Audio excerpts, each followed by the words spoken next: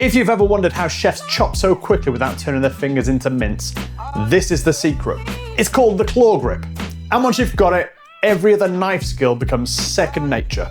Safer, faster, and cleaner. Let's break it down properly because this is one habit that's going to change the way you cook forever.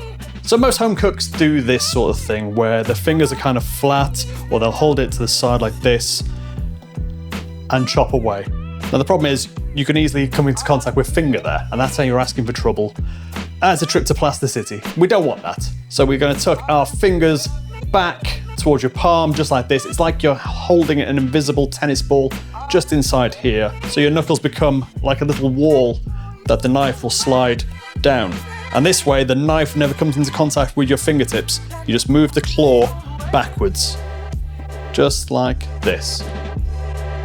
Up and down in a smooth motion. Once you're confident doing that, you can progress to actually trying it with a knife. And again, start slow, get your claw grip, and go slowly.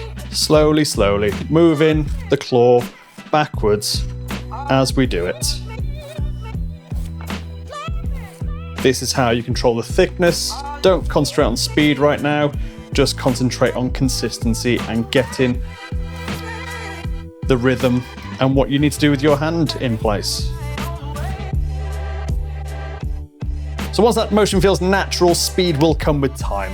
But just see how I move my knife hand up and down and move the claw grip backwards. And if you ever find that your fingertips are creeping forward, stop, reset your claw grip, and start back again. So the knife can skate across those fingers with ease. Remember, it's not about force, it's about control, sharp knife, relaxed grip, and a steady rhythm. Even when you get to the end of the thing you're cutting. So that's the claw grip, the foundation of every safe, confident chop. Fingertips tucked, thumb hidden, knife gliding along the knuckles. So if you practice this every time you cook, in a week, you'll ever wonder how you ever managed without it. So remember, keep it simple, stupid, and keep your fingers. You'll need them to cook with.